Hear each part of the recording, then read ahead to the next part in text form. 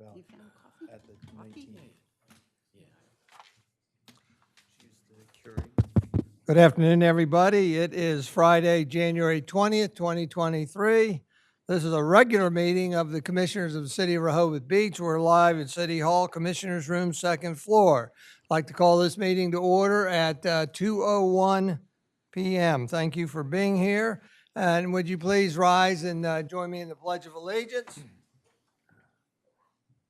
I pledge allegiance to the flag of the United States of America and to the republic for which it stands, one nation, under God, indivisible, with liberty and justice for all.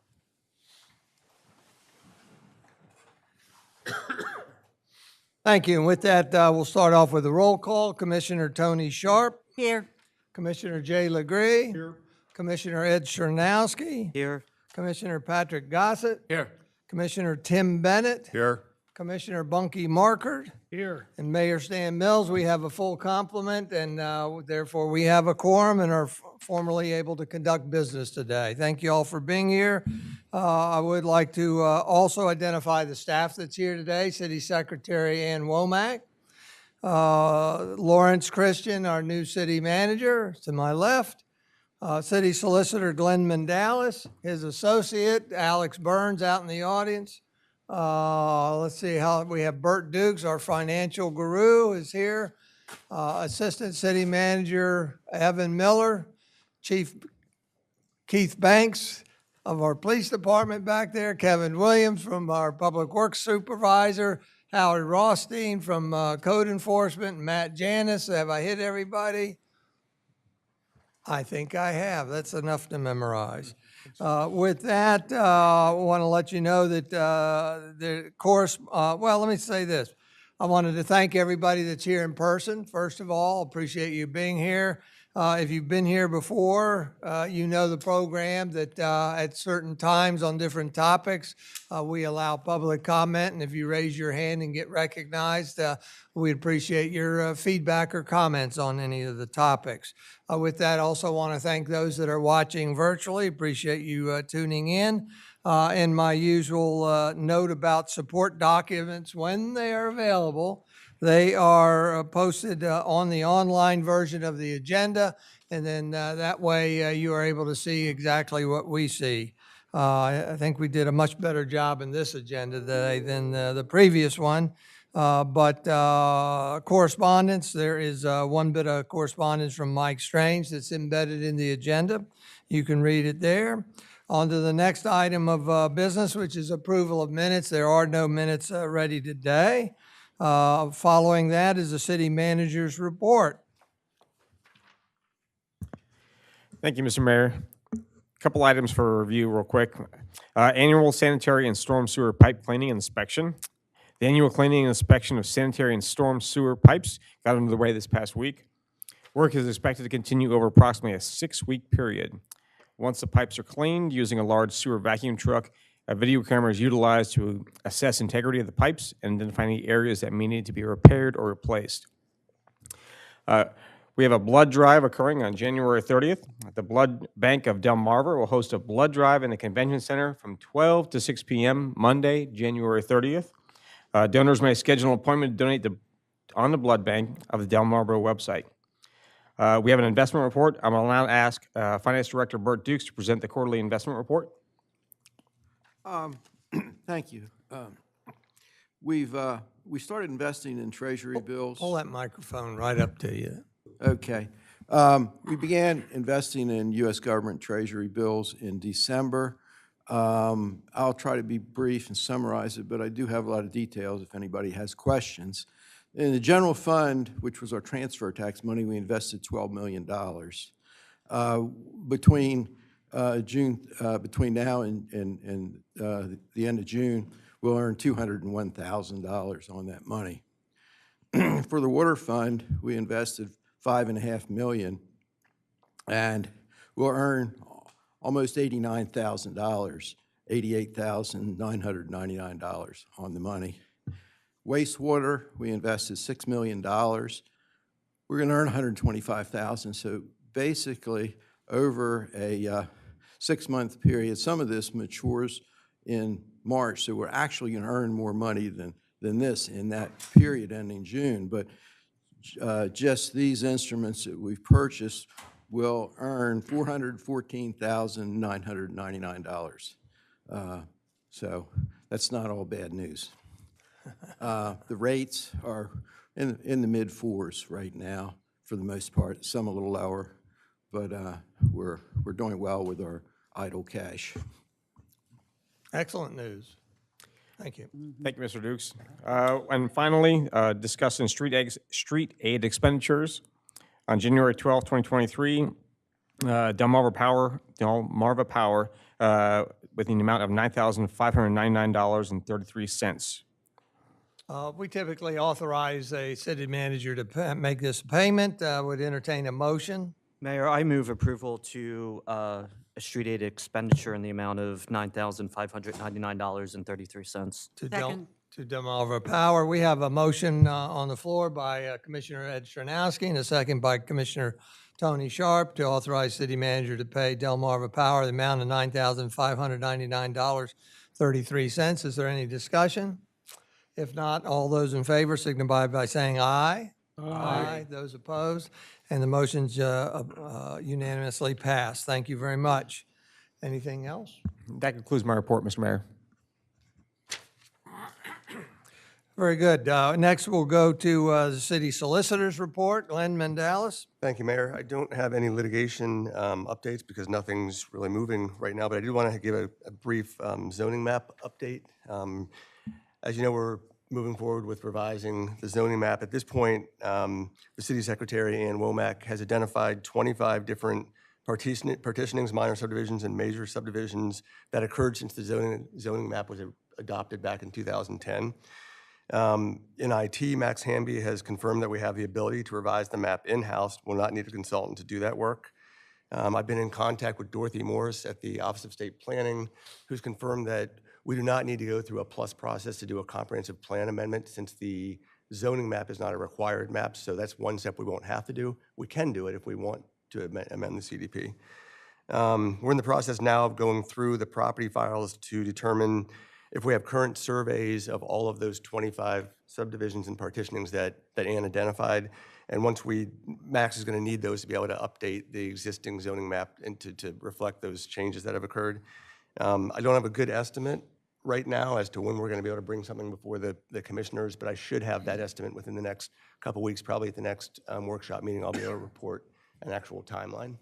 And that's all I have, Mayor. That's all you have. Thank you very much. Any questions of the city solicitor? Commissioner Sharp? I just have a quick clarification. So going forward, do we have a process change or some gap that needed to be filled so that this does not happen again? Not really, because what happened is we did these partitionings. Every time the zoning map gets updated, it requires a public hearing and it requires action by the commissioners. So 10 years is probably too long to wait. I mean, we should probably put it on a 3 to 5 year track at most. You could, with every rezoning or change in zoning designation in every subdivision, you could say every time that occurs, bring it to us as a board of commissioners, and we would like to have the zoning map updated every time. We could work that into the process, but it would have been 25 public hearings since 2010 in addition to what you've had to have done it that way. I hear you, but that's 12 years of catch-up. It's true. Okay. It's true. But that's a good question, though. But somehow we need a signal that tells us we need to start doing something. Maybe there's something that could be worked out with the Planning Commission. They by state law are required to do an annual report and update on the CDP. Maybe as part of that, they do a report additionally on what partitionings and rezonings have taken place. And that maybe is the trigger for us to update the map. It could be annually. I mean, I could also see it being at the 5-year update and the 10-year redo of the comp plan, and that way you're ensured that when the new comp plan is adopted, a fresh zoning map is included with it. So that might be at the 5 and 10 years. Okay. It's waiting 5 years, but it would be a good trigger, I think. Well, we'll only be waiting 2 years Well, right. Good one. for 2025 update. That's right. Okay. The only reason I'm asking is because I'm asking.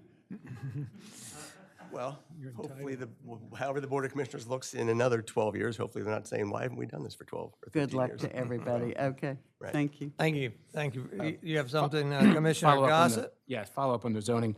Two things. We could maintain an official zoning map, but we could also obtain or maintain a map showing all the updates so that it could be current, and it would be just as opposed to catching up with 25 parcels after 12 years, it could be, I won't say simple, but a Master draft or something. Yeah, I couldn't agree more with that, because one of the things that's going to slow us down now is we have to go and find accurate surveys of all those partitionings and subdivisions. If we were doing it at least unofficially with every change, as soon as we get that accurate survey, we could use that to update the map. So I think that's a good.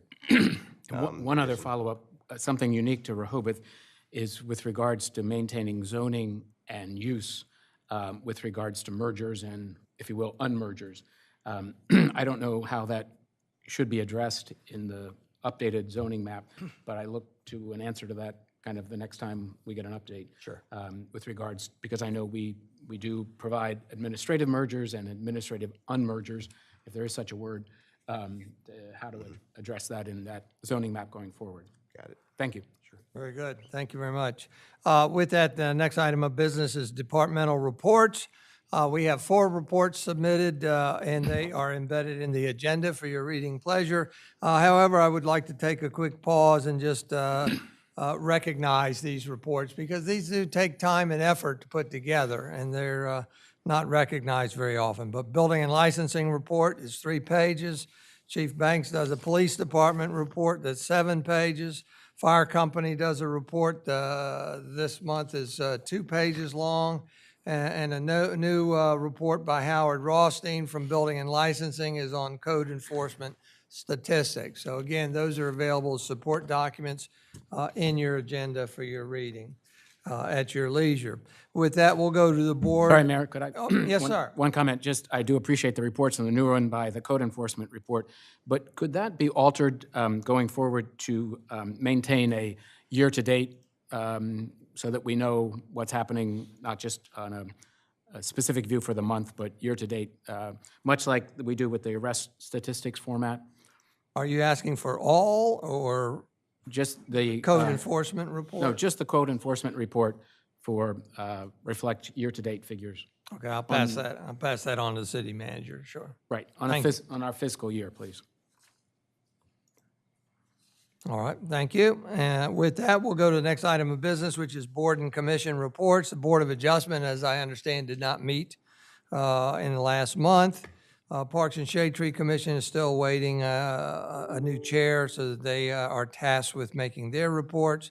In the meantime, we do have embedded in the agenda, received from the Planning Commission Chair, Mike Bryan, a Planning Commission report. Next item of business is committee reports. These are all oral reports. There's no discussion anticipated at this time, so they expected to be relatively short reports. We'll start off with Chair Commissioner Jay Legree, Chair of the Boardwalk and Beach Committee. Do you want to share? We didn't have a meeting this month, but on the 27th of January, we're going to continue talking about and finalize our discussion on the pros and cons of offshore windmills. The mayor has asked us specific questions to be answered and given so that he can take them forward, and we will be doing that on our next meeting on the 27th at 2 o'clock. All right, thank you. And you're also the chair of the Stormwater Task Force, if you'd like. The few Stormwater minutes? Task Force is meeting again on the 14th of February. Between then and now, we hope to get a detailed, complete report from our consultant, which will give us a great idea of our path going forward. And we'll hear about that on the 14th of February. Very good, thank you. We'll go to Commissioner Markert, Chair of the Tree and Green Infrastructure Committee. Yeah, the committee met last Friday, and we had very limited. We had a quorum, but we didn't have a full complement of our members. Our main issue was to review and approve the tree list, the proposed tree list that will be part of the current draft of the tree ordinance. And after some review and discussion, we basically signed off on that. We recommended the addition of an additional tree to the list, but I think there was some incentive for this list to be provided to the landscape tree community or whatever for their review, and I think we accomplished that. So, Thank you very much. okay. With that, we'll move on to liaison reports. I'm the liaison to the Chamber of Commerce, and Carol could not be here. We have no reporting for this meeting. We'll move on to the liaison for the Rehoboth Beach Historical Society, Commissioner Legree. The director of the museum presented this morning at the budget meeting, and was a very good, complete, and also a financial report, and with the ideas going forward, and I can't add to that. So look at the stream, and it's all there. Thank you very much.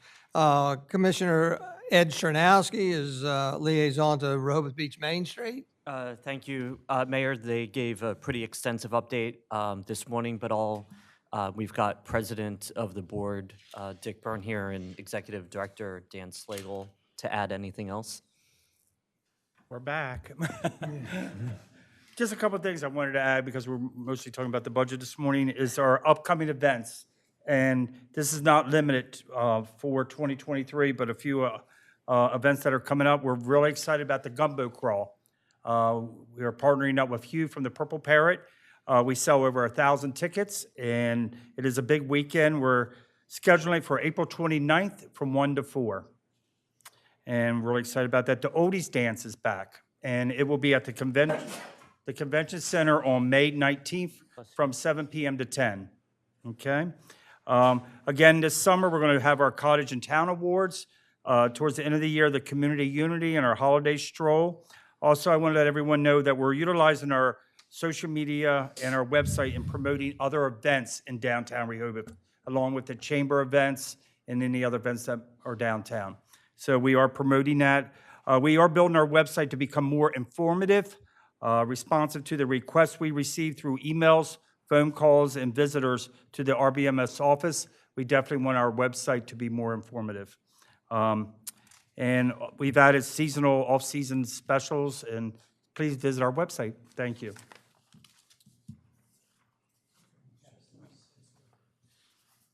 Hi again, everyone. Just a couple of quick additional updates from Main Street. Identify yourself. I'm Dick Byrne, 125 Canal Street, President of the Rehoboth Beach Main Street Board of Directors. Thank you. Thank you. Pleasure to be here. An update on the Canal Side Garden. This is the new effort from Rehoboth and Bloom on the south side of the museum between Rehoboth Avenue and the museum. All of the sod has been removed. The old irrigation system has been taken out. New soil has been put in. A new irrigation system appropriate for the location of the new types of plants that'll go in the spring has been installed. A few of the plants have been put in. The rest will go in the early spring. This project, just to remind you, is entirely paid for by state dollars that I worked with Senator Lopez, former Senator Lopez, to receive. We received $17,000. Those came directly to the city. And so Main Street is dealing with the city on a reimbursement basis. And then we received several $1,000s from Dogfish Head Brewing Foundation as well. So entirely paid by external dollars. The agreement that we struck with Evan and the city is that over the long term, all of the maintenance and care for this will be done not by the city, but by Rehoboth and Bloom. So we hope to have a wonderful entree into the city. It's one of the kind of the front face of our city as folks drive in off of 1A coming in on Rehoboth Avenue. I certainly want to thank the cooperation from the city on this project. Liz Lingo was very, very supportive and cooperative and extremely helpful as we've been planning that she will be involved again when the planting starts taking place, so that everyone has their hands in it and we do all of the right things and we have the right plants in the right places. The other item is what I just passed around to all of you and to the public. We have these handouts on the self-guided Rehoboth Beach tour. There's an app one can download onto their phone, pay a mere $10 for. The proceeds from that come to Rehoboth Beach Main Street, and it gives you truly a walking tour of our fair city. The words right off the brochure, our tour takers will explore downtown Rehoboth Beach, learn about the 19th century religious summer camp, how fires and storms have shaped our community, the transformative impact of the railroad, and the illustrious citizens who made Rehoboth Beach what it is today. So this is something that I think we can all promote, probably take advantage of yourself, and as you have family and visitors in town, this is kind of an exciting way to get around the city and learn more. And with that, Main Street, again, is very grateful for your support, and we open it to any questions or comments. Thank you, Dick. Everybody good? We're good. Thank you very much. Thank you. Appreciate it. And Mayor, I don't have any significant updates from the senior center. All at right, this time. Senior Center also very good. We'll move on to the next item of business, which is to consider a request from Hal Dukes Esquire on behalf of Philip Patterson, property owner, to amend an existing license agreement with the city to allow for an increase in the currently licensed encroachment on lot number 63 Park Avenue, further identified as 111 Park Avenue, by allowing 16 inches air rights. There are multiple support documents in the agenda. They are largely repetitive from last time, except the one change is the very last support document is a proposed updated amendment to the license agreement. That's very important because that is what we'll be talking about, voting on to change and amend the license agreement. And the way to note, the way to note that you're on the correct proposed amended amendment is that on the next to the last page, it has 4 conditions. The previous one just had 2. Right? So Glenn, if you would do a little summary synopsis for us, we'd appreciate it. Thank you, Mayor. So this is the property at 63 Park Avenue. It was built many, many years ago, extending into the city's right-of-way, not onto the paved portion of the street, but the unpaved portion of the right-of-way. It's mainly an entryway that is extending into the right-of-way. In 2017, the city did authorize a license agreement to allow that encroachment to remain. Since that time, the property has been purchased by a new owner, and the new owner, as I understand it, is has some more height than the previous owner, and they'd like to extend vertically that entryway by 16 inches. So this license agreement would allow for the extension by 16 inches of that entryway, but would not change the footprint. So there wouldn't be a further lateral encroachment onto the right-of-way. There would be further encroachment vertically into the air rights. So there's last 4 items.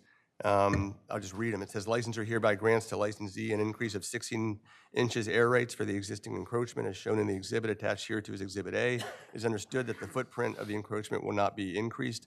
That exhibit is an addition from what you saw last time. We wanted to clarify a little bit better exactly where the encroachment is. There's a second exhibit that I'll read also that kind of shows the entryway to even make it clearer. The second condition is entry drawing attached here to as Exhibit B with notes indicating 1 new concrete pad, 2 A-frame roof pitch to match existing shed roof adjoining this porch by NT Building, Inc. for 111 Park Avenue, approved by the City of Rehoboth Beach, February 23rd, 2022. 3, the annual license fee established in the original license agreement in paragraph 2 in the amount of $10 US is hereby increased to $30 US.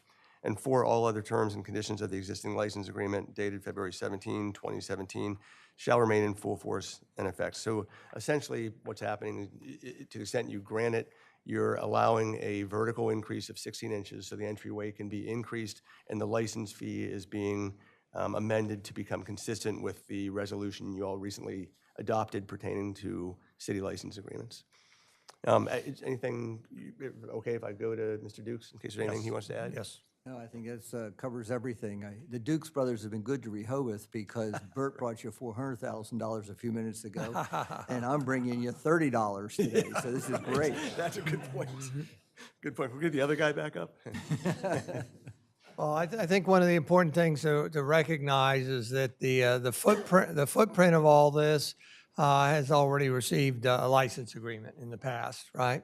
The other thing important to note about this is that they're asking for 16-inch and air rights only for the portion of the entry, not in the entirety of the footprint on city property, correct? That's right. There's a portion of shed also that extends there, Mayor, and some other things, but it's just that entryway. It'll come up to match the height, the current height of the shed, so there won't be any increase in the height of anything other than that entryway. And Glenn or Matt, this otherwise falls within building code? Yeah, they still have to get a building permit.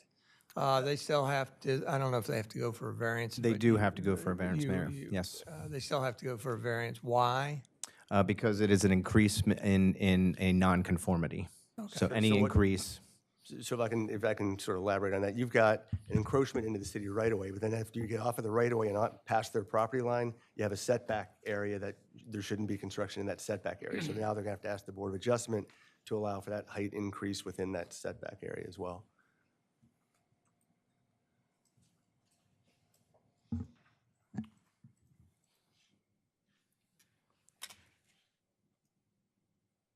So what I'd like to do real quick.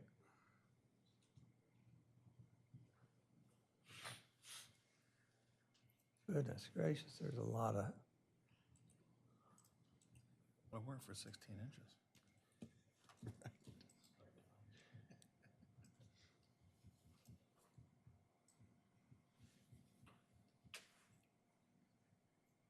ooh-wee, there's a lot of support documents there. There we go. We've got, just wanted to go through them real quick. We've got embedded in the agenda, the cover letter from Hal Dukes.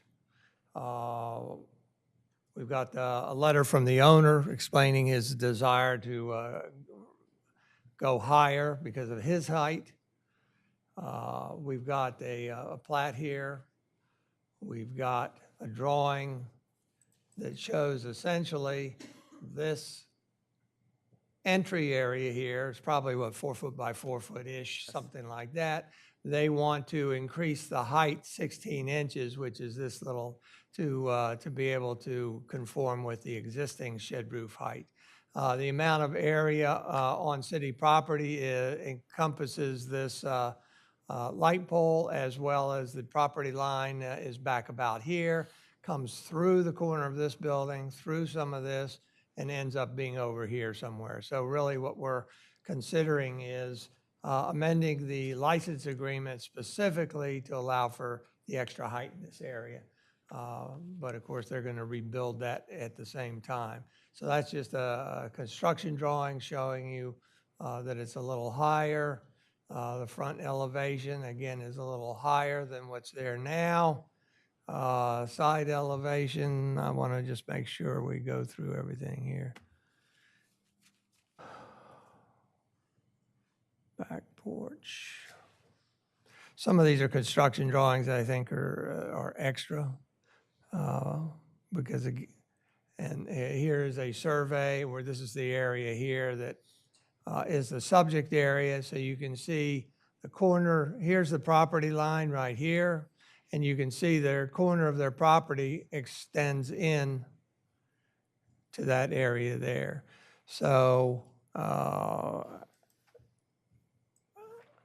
again, what we have in front of us is the very last document in the support package.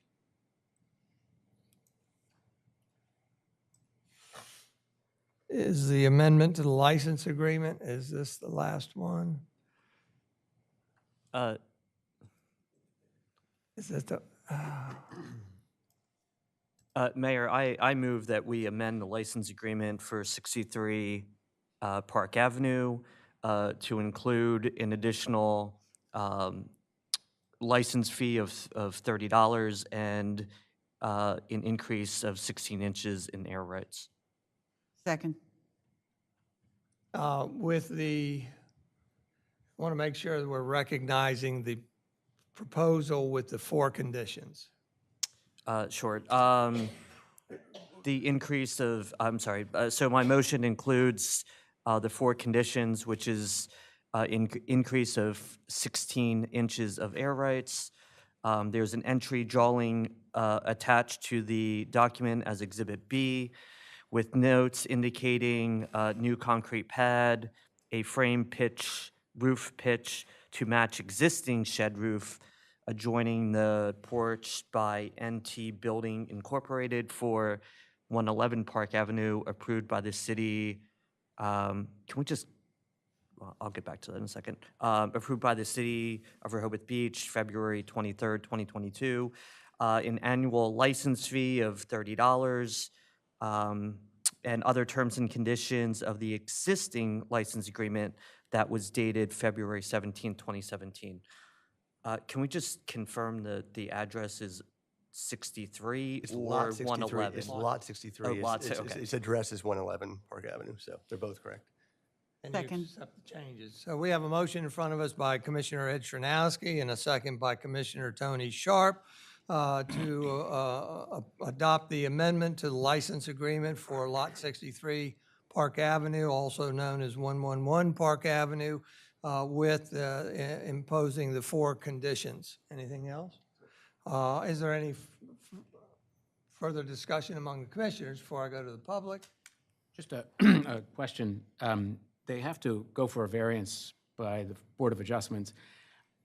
Since kind of a new territory in the sense, if they're not granted the variance, which I'm sure they will be, does this revert back to the original, or what happens? So they could still do it. It would be really awkward to build part of it up 16 inches and the rest of it not. So I doubt that they would go forward. But Okay. but yeah, this license agreement would still be in place. They'd be allowed to do it if in some future time they got a variance. If the variance was not granted this first round, 3 years from now it does get granted, then this license would still be in effect and they'd be able to do it. And just curious as to why we refer back to the February 17th as opposed to incorporated in language into one complete document. I don't have a good answer for that. We could have done a brand new license agreement, but typically licenses get amended from time to time and they get attached and recorded. So, I mean, if you have a strong preference to do it that way, that's. No, I'm fine. I just, going forward, we seem to lose things at times.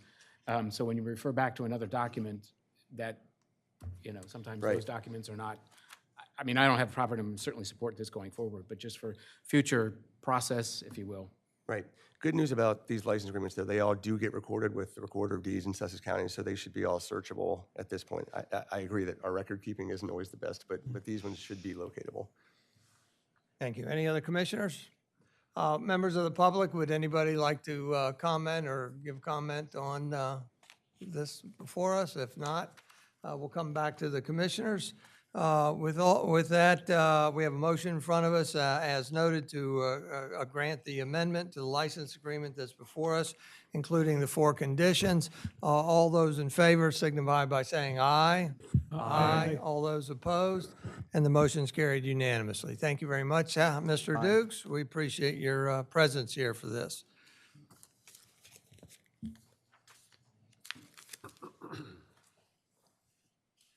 With that, we'll go to the next item of business, which is a permit of compliance hearing. Public hearing request by Bob Suppies of Bodie RB LLC to operate a restaurant serving alcoholic beverages to be known as Bodie Kitchen pursuant to City of Rehoboth Municipal Code, Section 215-7C. The restaurant will be located at North First Street. I believe that's the former location of Square One, so everybody can orient themselves. It's also directly next door, sandwiched between the old Nicola Pizza and the Phoebos, I believe. So we've got representatives of the owners here. So we're first going to start off with the build. If I could go first, Oh, Mayor? yes, you do. Thank you. So as you mentioned, Mayor, this is a amended restaurant permanent compliance for Bodie Kitchen. It's required to come here because the floor plan is being significantly modified. Under Section 215.2 of the City Code, no person shall operate, maintain, or carry on the business of a restaurant or dinner theater governed by this chapter. And the ones that are governed by the chapter are restaurants or dinner theaters that serve alcoholic beverages until the owner or lessee has received a permanent compliance from the city. Section 215-5 notes that no applicant shall receive a permanent compliance or supplemental permit of compliance from the city until after a public hearing at which interested parties and citizens shall have an opportunity to be heard. And then next, under 215-5B, and these are elements, Commissioners, that you should keep in mind as you're considering this application. It says there, a permit of compliance or a supplemental permit of compliance shall not be issued to the applicant or to the Delaware Alcoholic Beverage Control Commission except by a favorable vote of a majority of the members of the City Commissioners. In reaching their decision, the Commissioners shall consider the following factors, including but not limited to. First, whether the applicant has demonstrated that the establishment's primary purpose will be that of a restaurant or dinner theater as defined in this chapter. Second, whether the establishment meets all of the city's applicable zoning and licensing provisions. Third, whether the establishment would be a detriment to the peace, order, and quiet of the neighborhood and the city. Fourth, whether the establishment will have an adverse impact on the neighboring properties or the city of Rehoboth Beach, considering the impact on traffic, parking, and noise. And fifth, whether the applicant had made any false representation or statements to the city's employees or the commissioners in order to induce or prevent action by the city, not only in regard to the pertinent pending application under this chapter, but also in regard to the issuance of a building permit or business license for the subject establishment. There's a set of materials that the commissioners have. I'd like to move them into the record of the proceedings. First, there's a public notice. It was posted December 29th, 2022. It was published in the Cape Gazette Tuesday, January 3rd, 2023. Published in the Coast Press Wednesday, January 11, 2023. It was published in the Delaware State News Thursday, January 5, 2023, and it was provided to residents within 200 feet. Next, there's a building inspector's report from the building official, Matthew Janis, to the mayor and commissioners, dated January 9th, 2023, and he'll be delivering that in just a moment. It's in reference to application number 1222-05.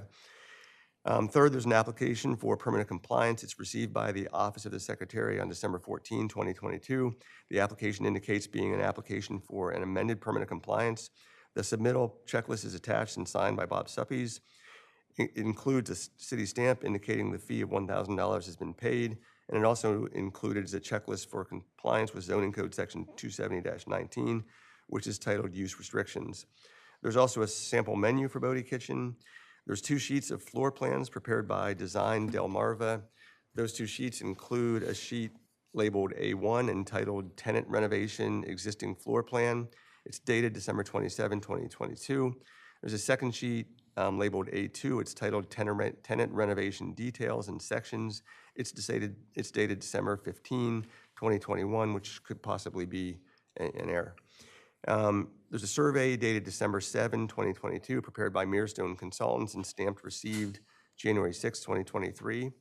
There is a liquor license number 15302 with a September 30, 2022 expiration. There's also a permanent compliance dated November 20, 2019 for Square One Grill at this location. That's the original permanent compliance, and that's the one that you'll be amending should you approve this. And finally, there's a state fire marshal permit dated December 9, 2022 for Bodie Restaurant. And that's all I have, Mayor. Thanks. Thank you. Matt and Glenn, I'd like to clarify something. Glenn, I think you said the drawings were dated December 27th. Right. I have December 29th. So these have the this is 29th. the stamped thing. I didn't have the stamp because it's not the one that's online. So the date of the actual drawing should be up here, which is December 27, 2022. Okay. So, but thanks for that. Just so they're received by the city secretary December 29, 2022. Okay, very good. Thank you very much. With that, Matt, we'll go to you for your building and licensing report, please. Thank you, Mayor, and good afternoon, commissioners and public and other city staff. Today before you is application number 1222-05. This is a restaurant permanent compliance. It is an amended restaurant permanent compliance for Bodie, which is actually the physical the physical address is 10 North First Street, but the actual address is 28 Baltimore in Rehoboth Beach, Delaware, 19971.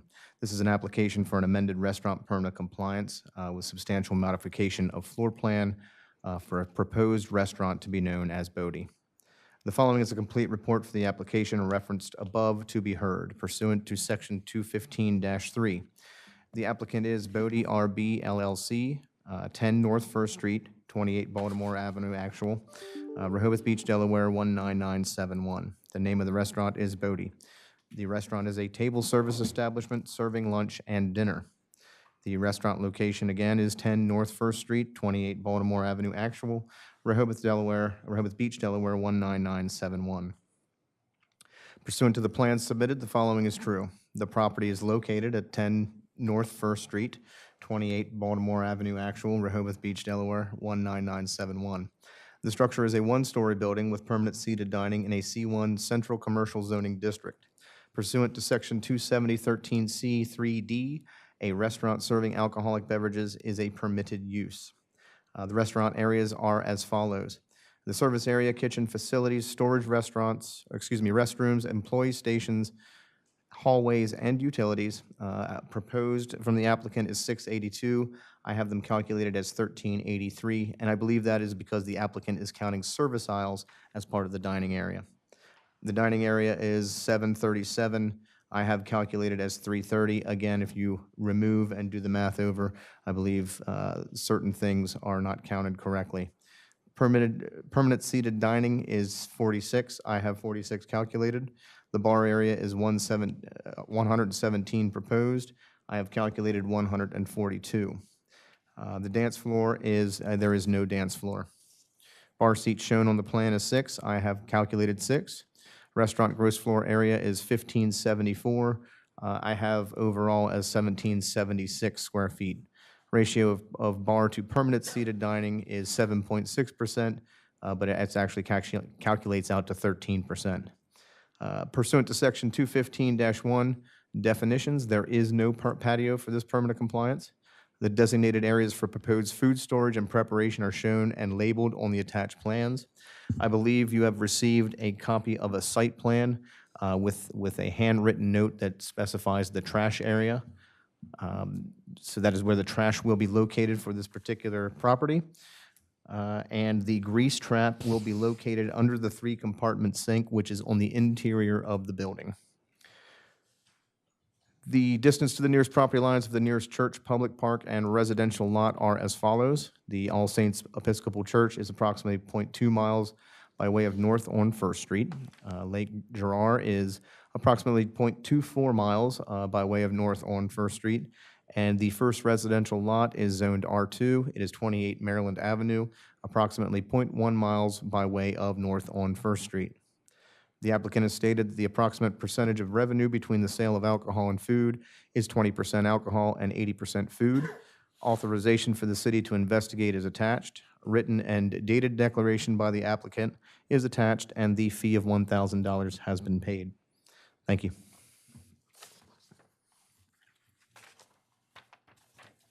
Thank you very much. I'd like to flip through the application real quick and just come down to the drawings, and then we'll go to the owner.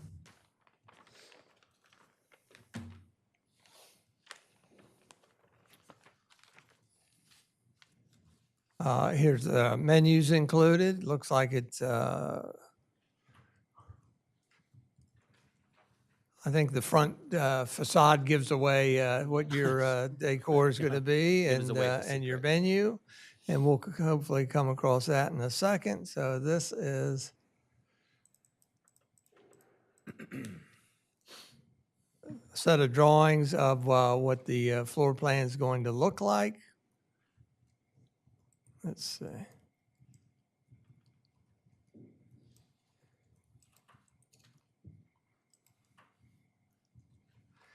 This drawing helps to show that for the building, one building is this shape here. It goes all the way over. This is DeFebo's here, I believe, and then here is the Bodie restaurant attached to it.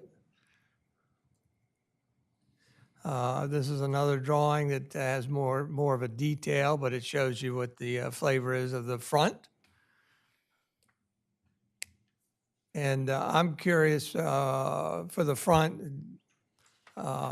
is there any overhang that requires a license agreement over city property, do you know? Not depicted. We can verify that for sure. But what I see is if you take a look at the supplemental survey that's provided with trash written on it, there is approximately 4 feet of area from face of building to actual property line. So they do have ability to add a new facade to that building without potential of encroachment. Right. So what we're talking about is, this is the old Nicola Pizza right here. Here's the Phoebos, here's Bodie's.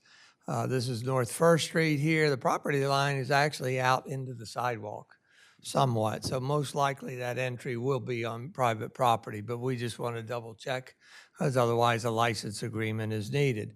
Matt also mentioned that the application requires identification of your trash or refuse area, and that's been added to the drawing in the back here. It also has to have details of the screening.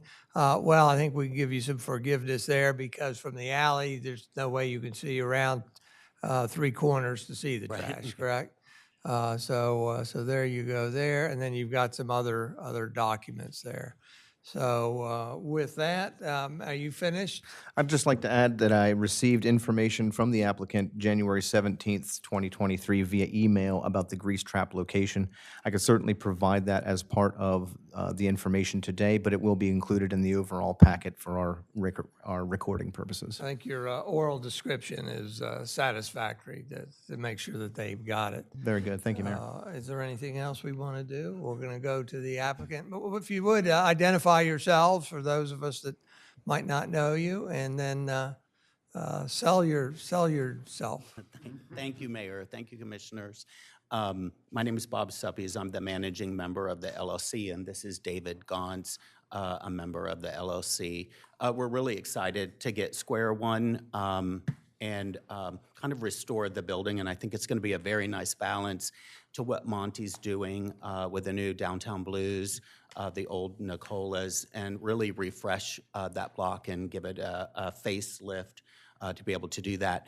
The reason that we're here and we decided to remodel the interior, once we got in, it was really outdoor decking was the floor. There was a lot of issues to make the restaurant work for full service. So we wanted to move the bar from the center of the restaurant to put it up front. We lowered the number of bar seats to 6 and made it more of a smaller bar to be able to accent the dining room floor to be able to do that. We did have the survey done. There's 4 feet. I think we're going less than 1 foot into the 4 feet that we have that kind of comes out now just when we remove that old stone facade from, I think it was Canyon something at the time when it was originally faced. And then so we will not encroach. There's no other awning that'll go over the 4 feet. And I think that's it. Very good, very good. With that, are there any questions by the commissioners before we go to the public? Just one, looks great. I'm excited. You seem to have a theme going with your way you develop the restaurants of taking an old building and make it look great. And I really Yeah, thank you. appreciate it. Thank you. On your floor plan, the seating, like on the, I guess that's the south side, are they 4 tops or 6 tops? Or what are those? Where on the map? Like very below there, right? Are those, that seating, I'm assuming, right along? The booths? Booths, Yeah, the booths. 4 tops? Yeah, they're Okay, 4. yep. Mhm. Thank you. Mayor, I'd like to just commend David, Bob, Tyler, and the rest of the restaurant group. It's pretty commendable that you guys are preserving what was once there, and you've done a great job with other projects, and I'm certainly looking forward to this, and I'm glad that you guys are involved in the community and continuing to do projects like this. Our last two, we won the Town and Cottage Awards for commercial renovation and restoring historical properties. Thank you, Commissioner, is really important to us to be able to do that. So I'm hoping to get another nomination. Thank you. And with this is a public hearing, and so we'd like to hear from members of the public that are in favor or disfavor, or just a comment. Anybody?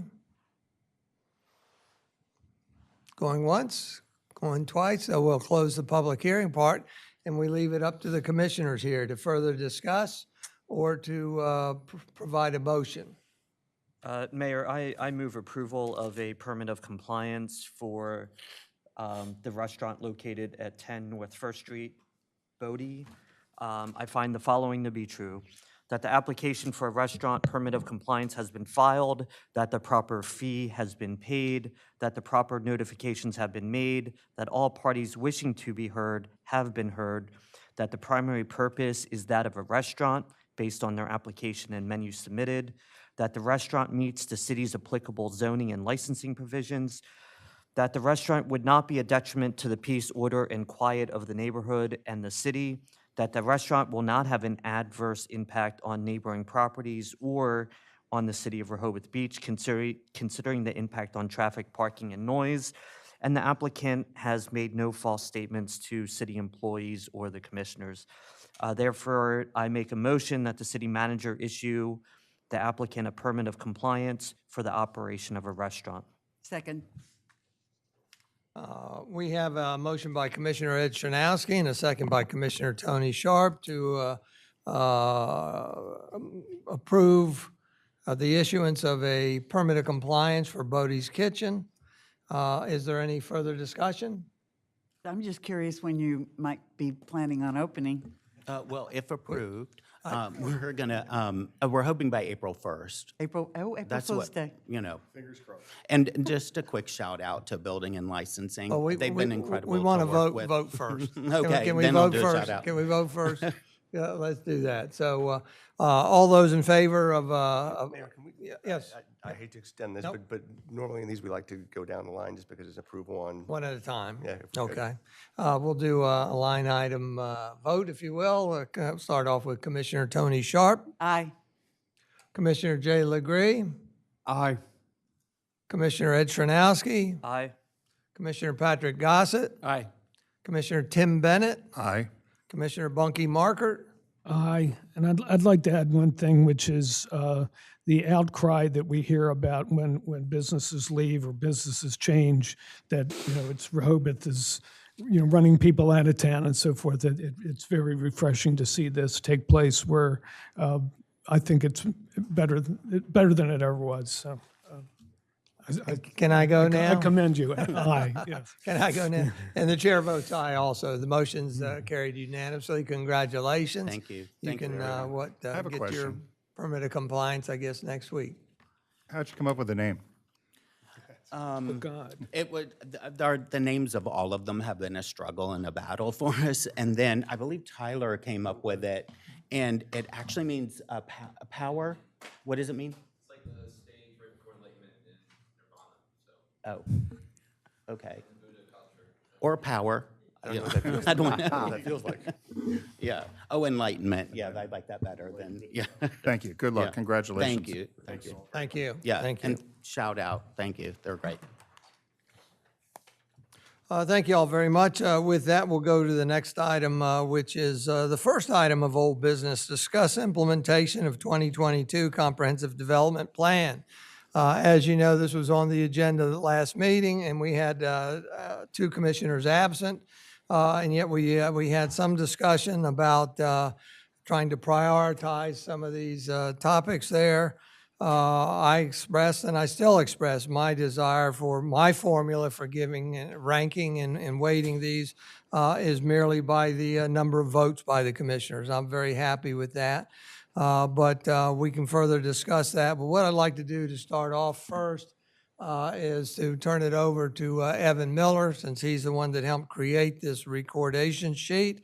And I've asked him to talk about his interpretations of the last meeting and what he got out of it, and in terms of how he prioritized from our last conversation with 5 of us present. Sure. Thank you, Mayor.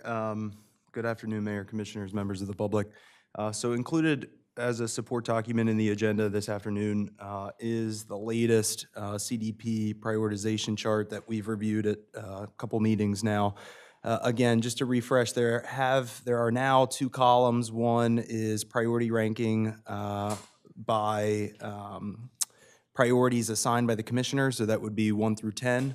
And then there also is a priority column added for points. So if we were to assign points to each priority ranking, you can see that using the points method, there are 2 top priorities that do drop off.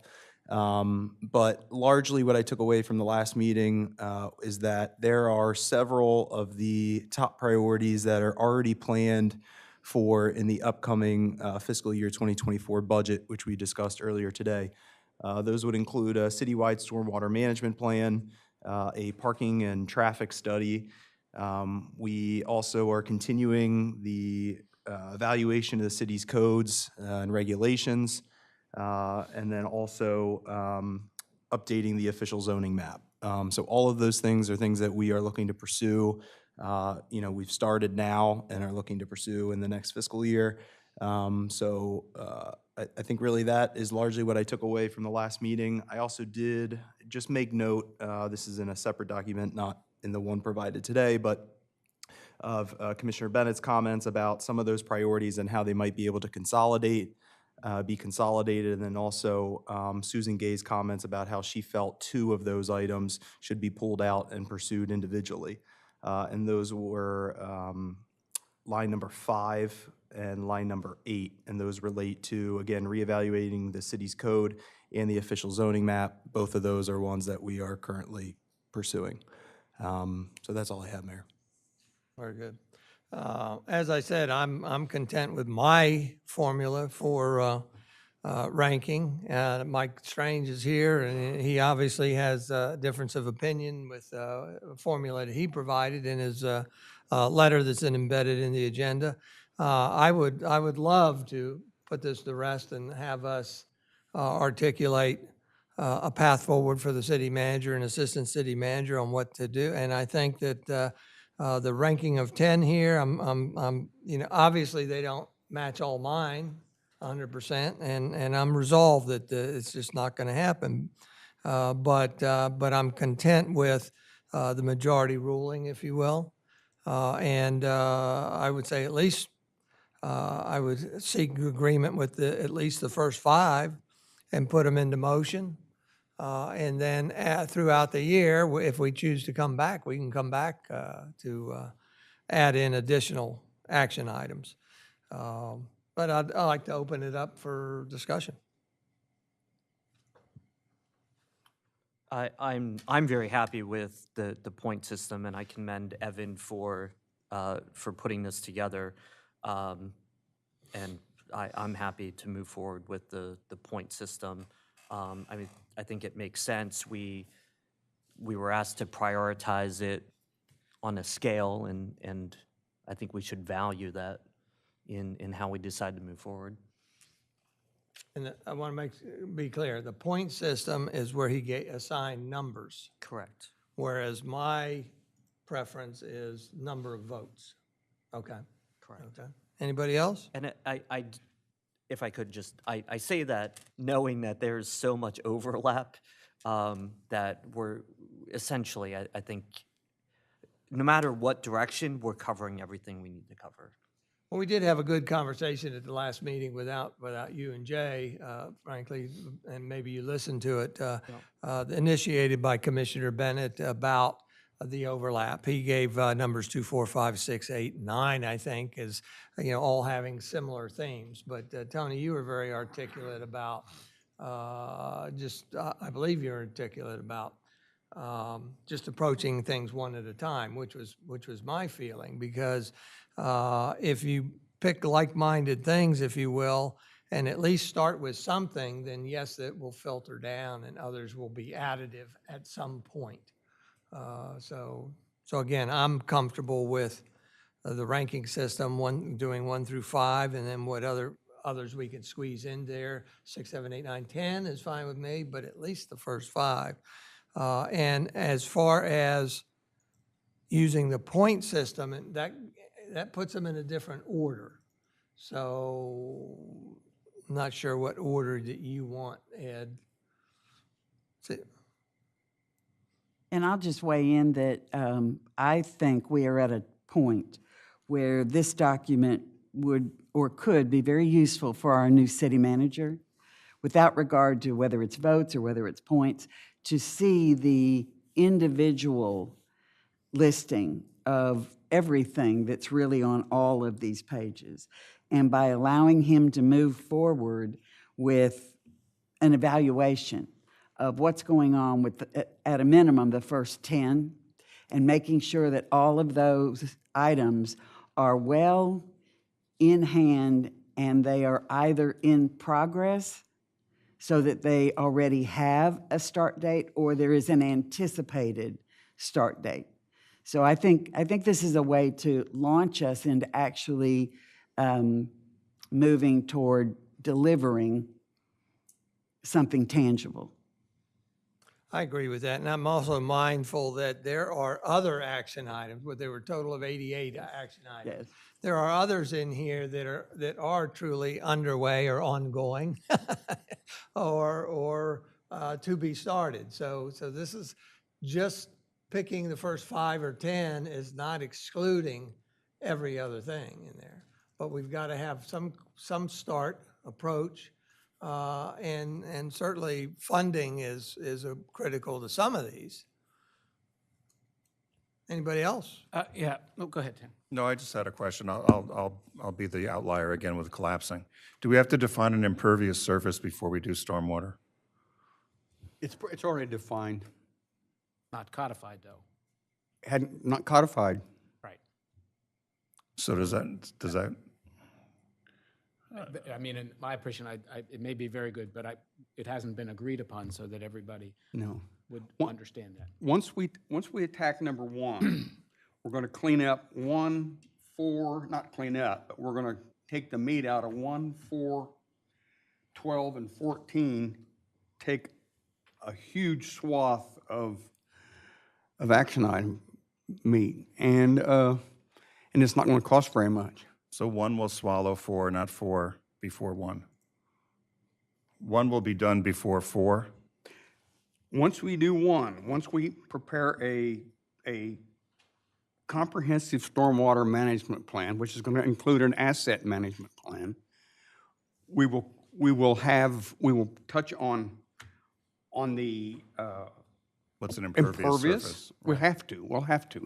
And we'll touch on Silver Lake and Lake Gerard. Those are stormwater retention, those are wet ponds. And we'll also,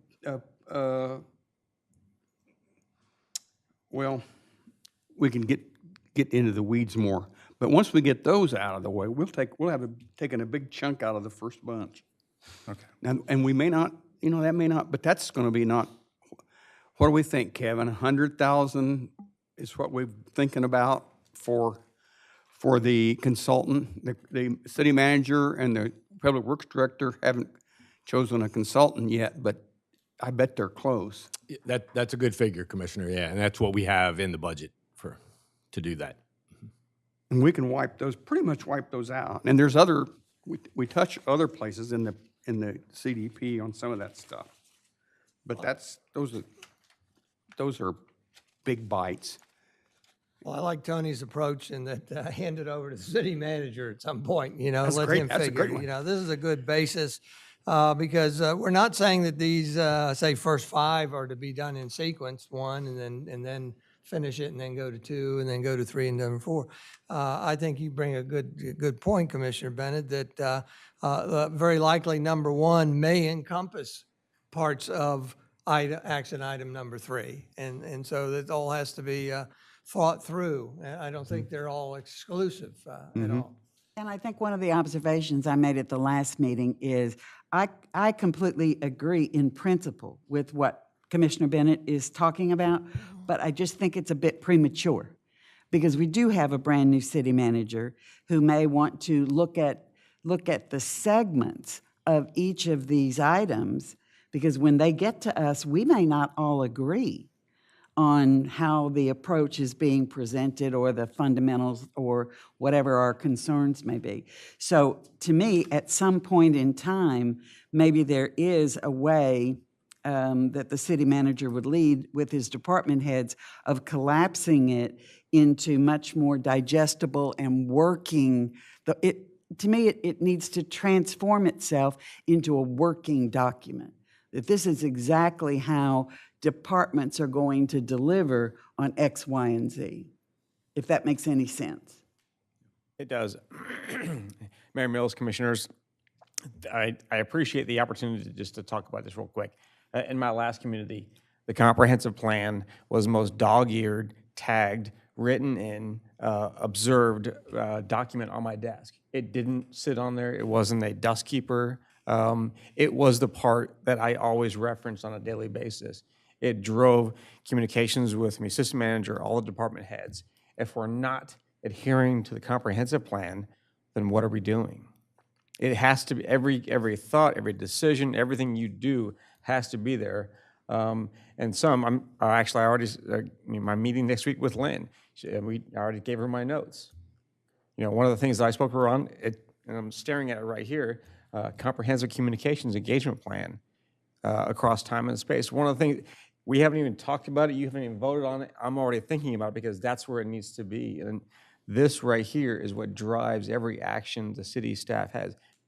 So if we're not doing it in accordance with the comprehensive development plan, then we're doing it wrong. Anybody else?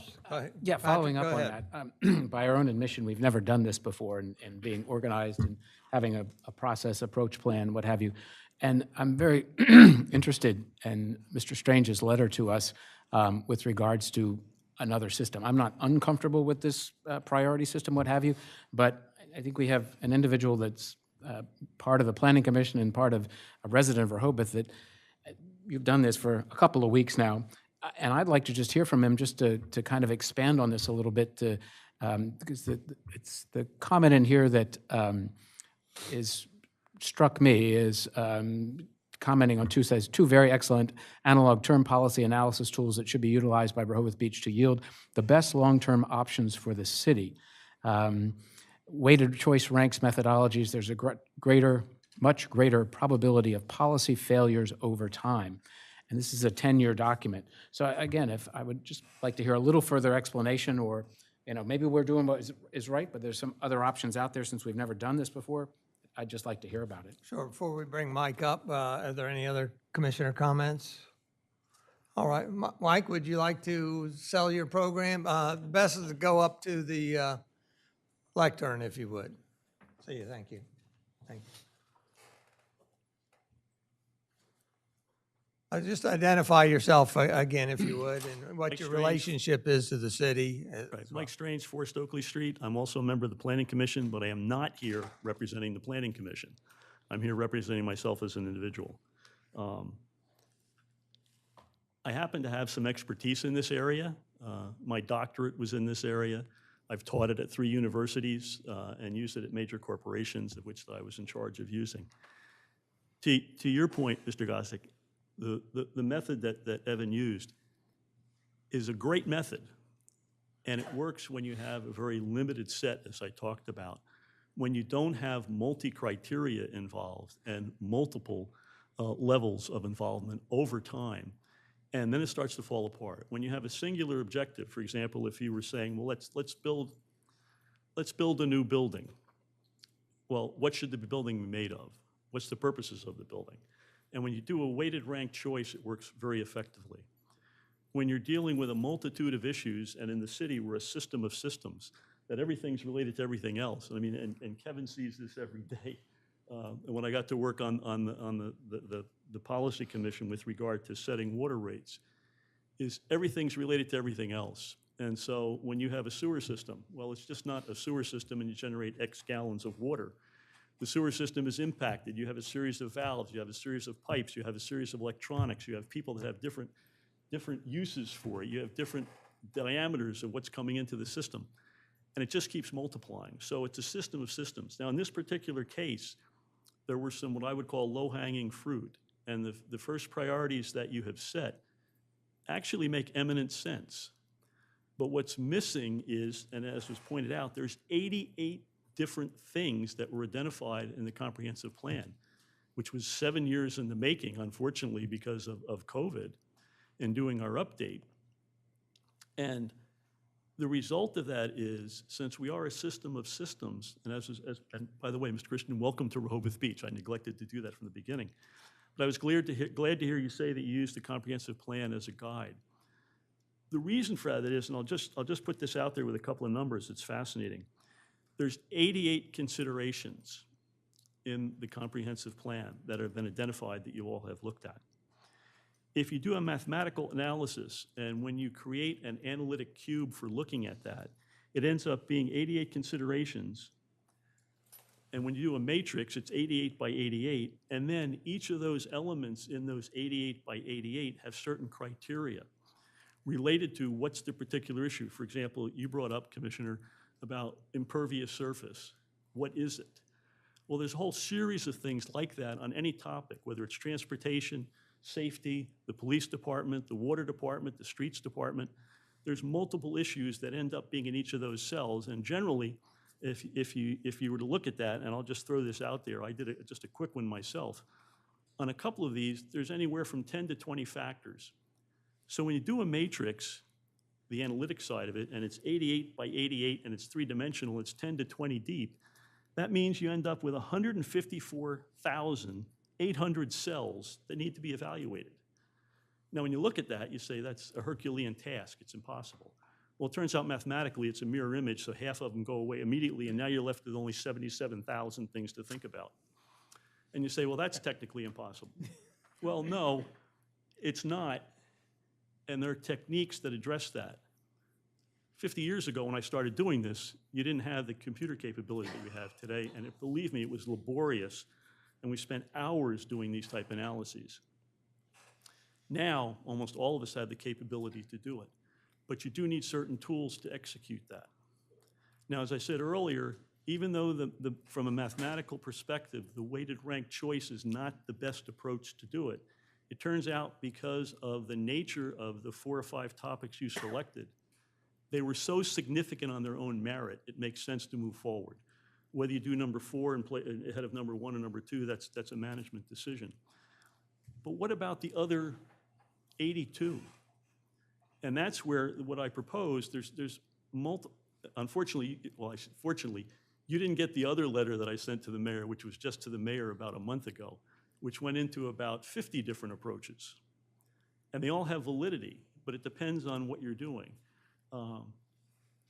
Data envelope analysis is probably the one that makes the most sense. I know in the letter that I said in here, I indicated that the analytic hierarchy process is very good.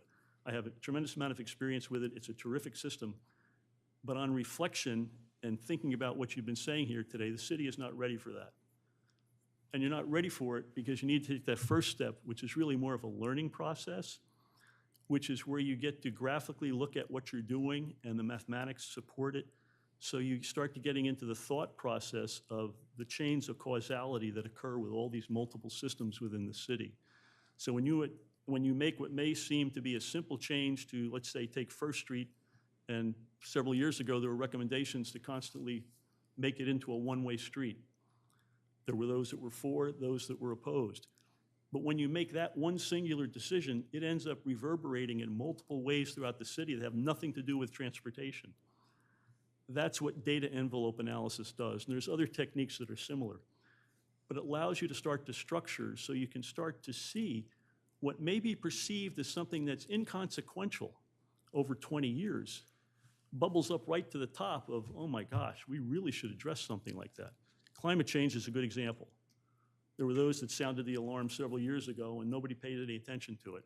And then suddenly, particularly coastal towns, are now struggling with how do we prevent our major assets from being washed out to sea.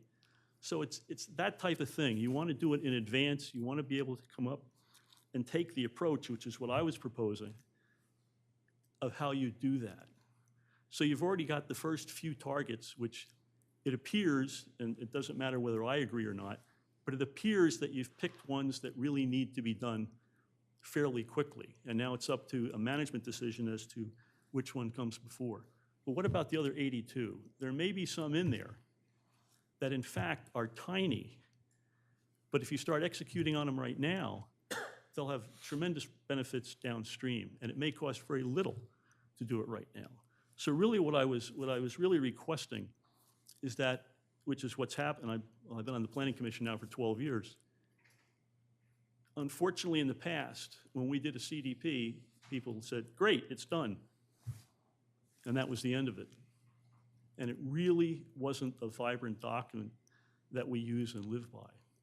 So as a citizen, I want us to use it as a document to live by because that states what we are all about. And we might make a small decision, either commissioners or the planning board or any one of the other committees, which seems inconsequential.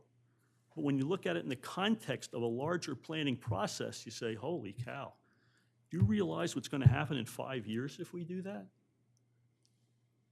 Now, the Planning Commission has just been tasked, and I'm saying this as a citizen that I read it, not that I'm a member of the Planning Commission, tasked to looking at parking and its relationship to FAR. And some of the documents has already been released that the public is aware of. It ain't simple. And it goes from pillar to post, and the data shows that it is in the public domain that says we're very liberal. Others are very conservative. There are some jurisdictions that have eliminated parking as a FAR requirement.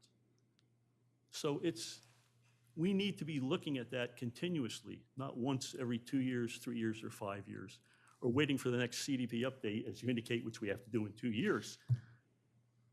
It needs to be done on a continuous, ongoing basis. So that's really what I'm recommending here. I altered because I think there's a stepping stone process here. You can't jump into the deep end of the pool until you've learned to swim. And at this stage, I think if you were to go to one of the recommendations I made, it's too early. You need to do the first part and really start to do the data envelope type analysis, which is the long-term planning under uncertainty. And that process is defined as when you can't agree on what it is you want to agree on. You can't agree on what the terms are that you want to use, and you can't agree on the methodology. That's called essentially a very long-term unknown situation, deep uncertainty.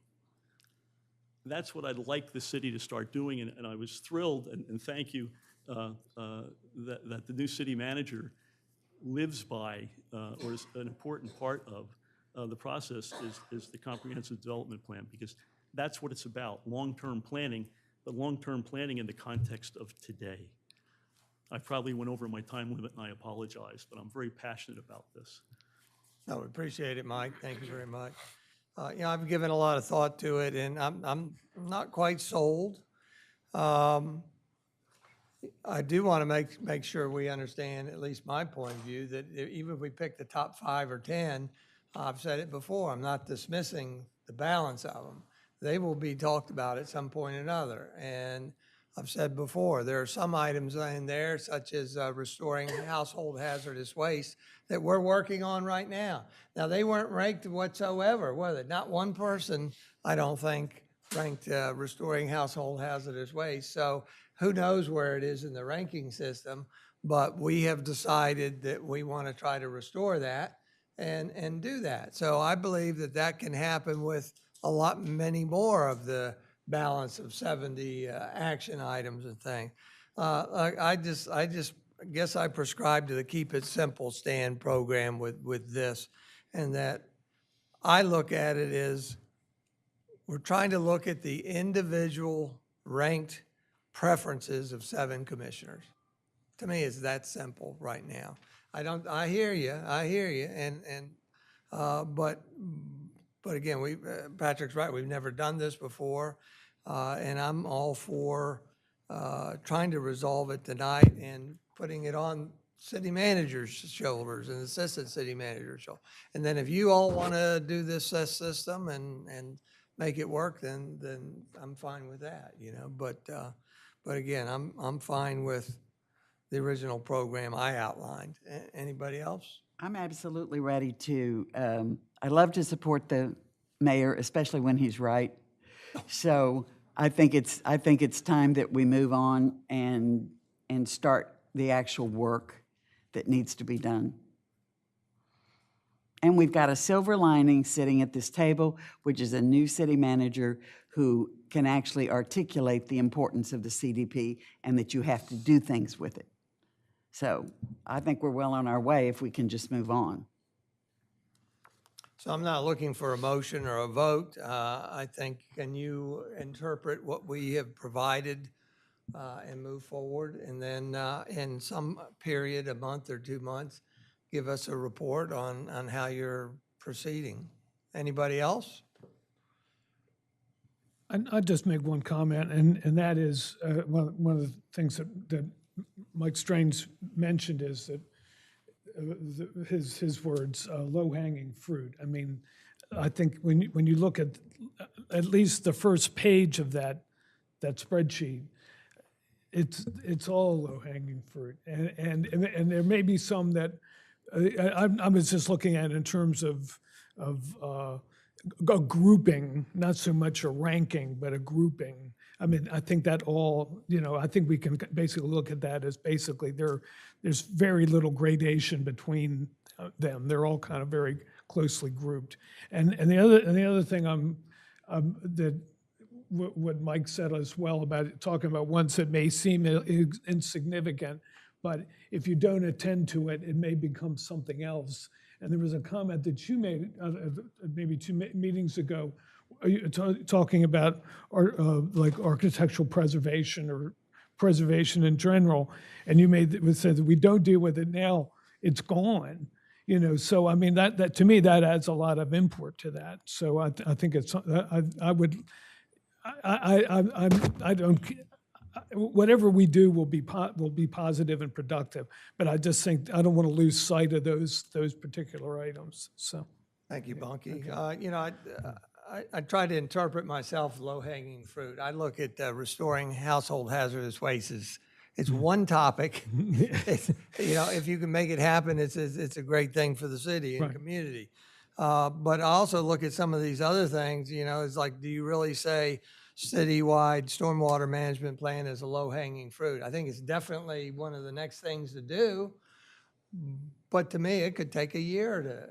That's true, and it may not be quite as low-hanging as we think, because it's fairly complex and complicated, and a lot of these deal with it. But I think the way we're doing this grouping kind of an approach, and as long as the city manager will keep this on his desk, I don't worry, as Bunky just said, I don't worry so much about stuff getting lost, because he's going to keep looking at it, and we're going to keep it in mind. And I really think we should load him down before he catches on. Well, if there's no further comment, there is a further comment. Okay, go ahead. Sorry, yeah. I mean, I think we're mostly in agreement of the top 10 items to start pulling the trigger and do something here, and I agree with that. But I'm curious, Mayor, you mentioned household hazardous waste. Does that appear in the CDP? Yeah. It does? Mm-hmm. Okay, that's good.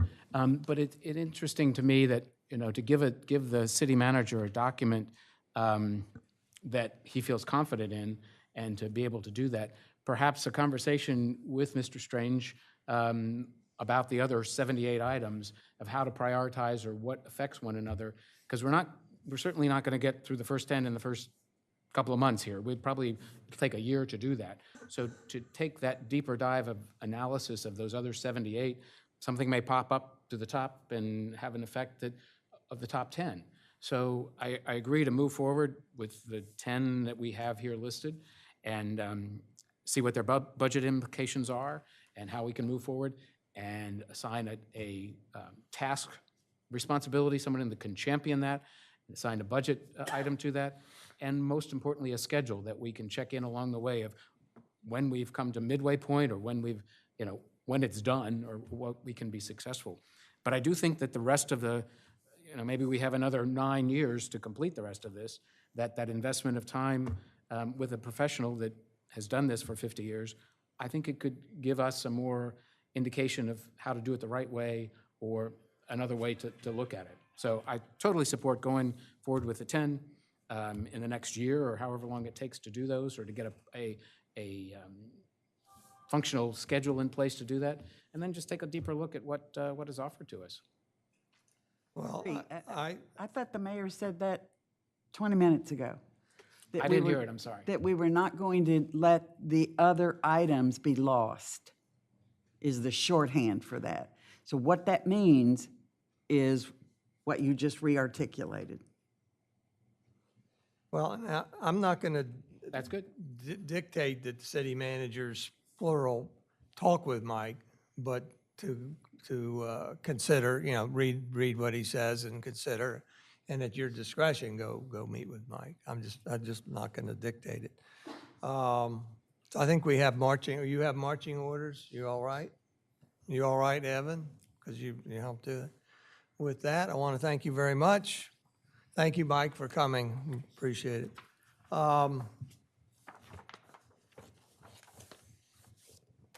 Next item of old business, the second item of old business is the consider award of contract for State Road pedestrian improvements at Munson Street and Grove Street project to Adel Construction Company in the amount of $298,680. Kevin, do you want to do a quick synopsis, if you would? Sure, Mayor. As we mentioned 10 days ago, we had opened the bids in December, and our low bidder, we only had one bidder. Our low bidder was Adel Construction, who we're very familiar with and has done good work for us in the past. Just a brief on the project, it's that intersection of State Road, Grove, and Munson, that you see there. Oh, and help. Oh, I'm sorry.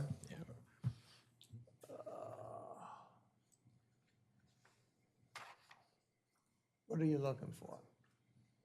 We're up. So there's the intersection, State Road, where it intersects Grove and Munson, to put a more controlled intersection. There's kind of a rough artist sketch. There's the drawing of what's going to get installed there. There was our engineer's estimate compared to our one bidder, and our recommendation is to award to Adel, get them started so they can get that done, this FY before the 1st of April. And Kevin, if this is approved, I guess, when would you issue notice to proceed, and what is the length of the project?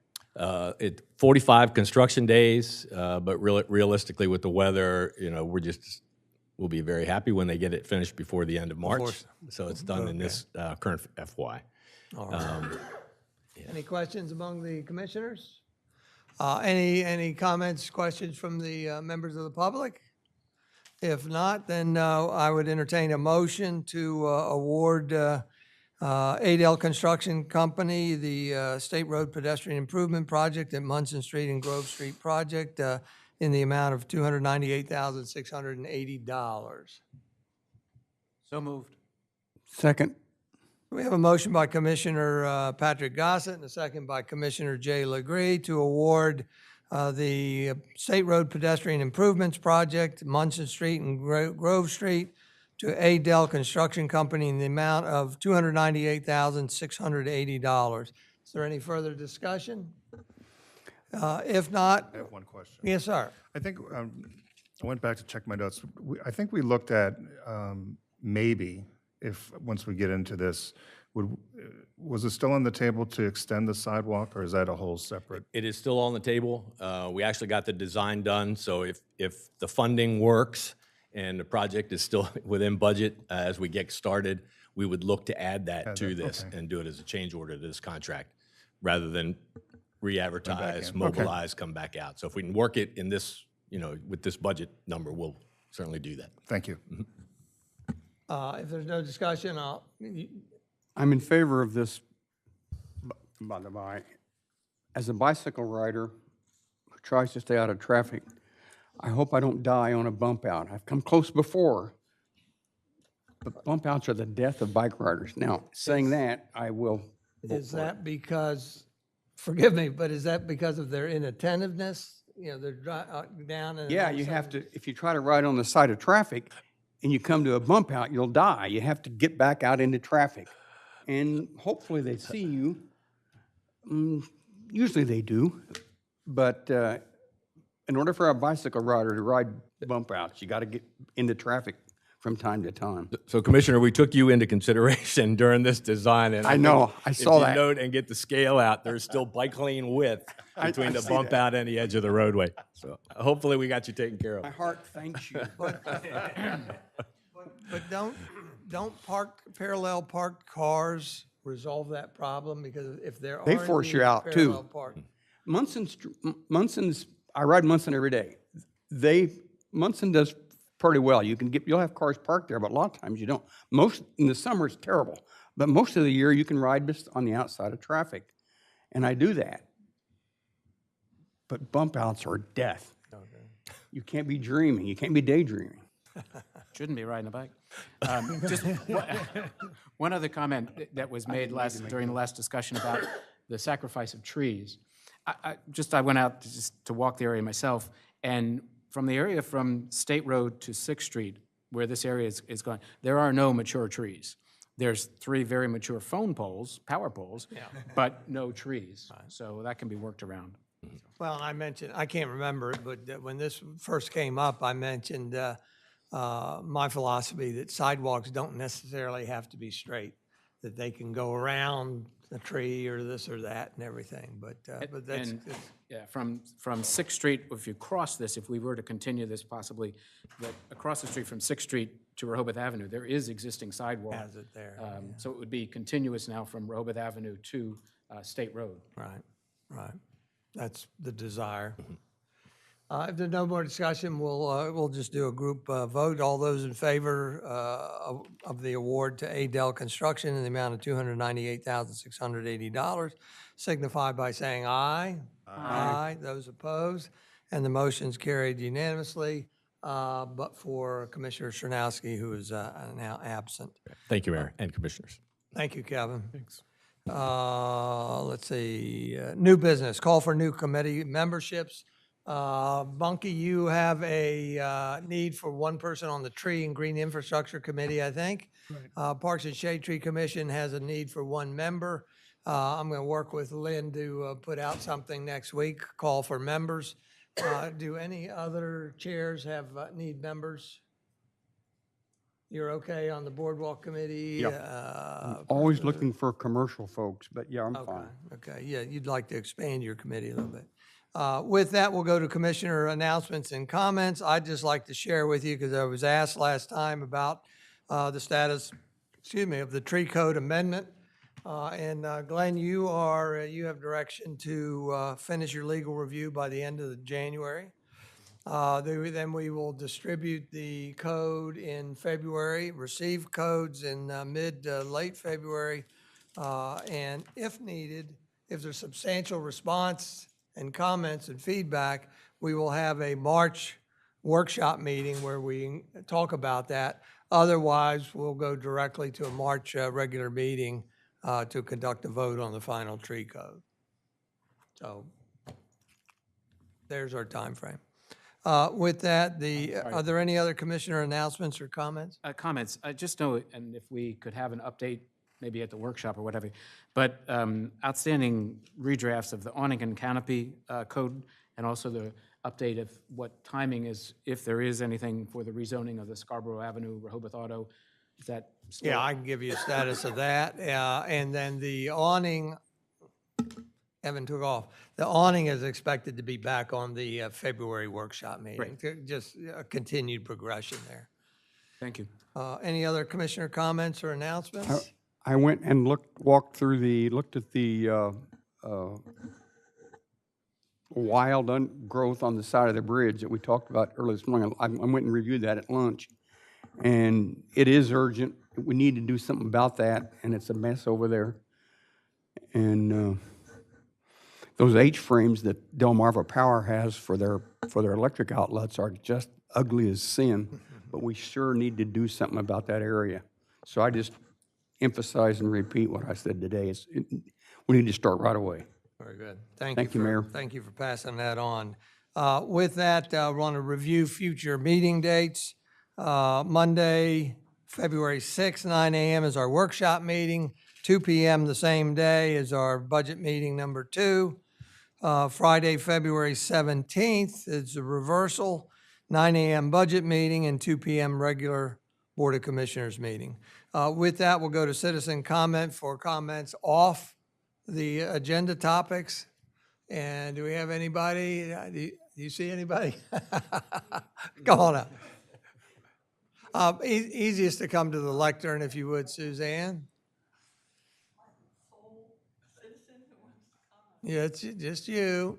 Okay, Suzanne Good, 1 Grove Street.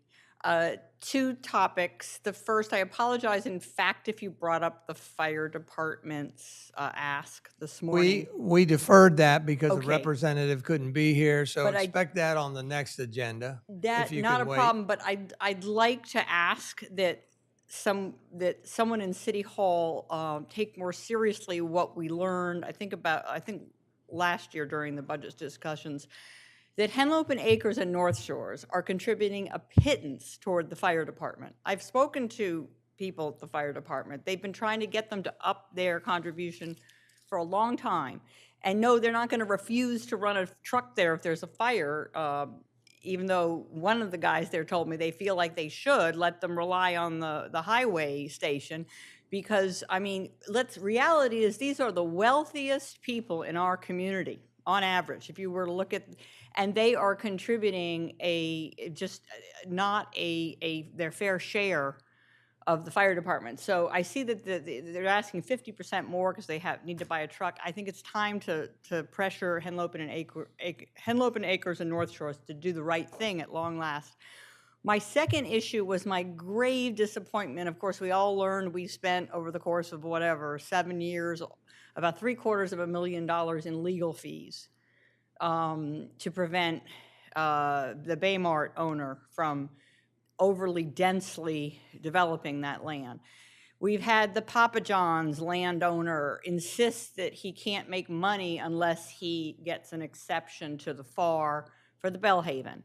Now, guess what? Right in line behind him, the recent Grotto family or Grotto LLC owner wants to get an exception. I feel as though there's a message in this town that the building code is a starting point for negotiations, and therefore it doesn't really mean anything.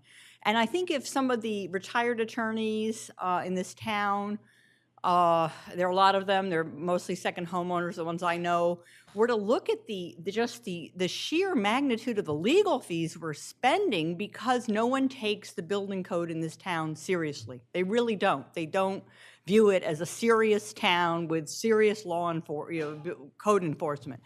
So I'm hoping you might consider asking some of these retired or semi-retired attorneys in this town, there are a lot of very qualified attorneys, to help us out, to figure out how to navigate a new path for this town where we're not constantly in litigation at $400, $500 an hour. I don't even want to know how much we're paying to the Planning Commission attorney and to various attorneys trying to defend this town. I just don't think it should be happening on the scale that it's been happening since we moved here year-round a little over 5 years ago. Thank you very much. Just two thoughts. Thank you, Suzanne. Anybody else? Carolyn? Nope. Very good. With that, we'll call this meeting adjourned at 3:25 to 3:28. Thank you very much.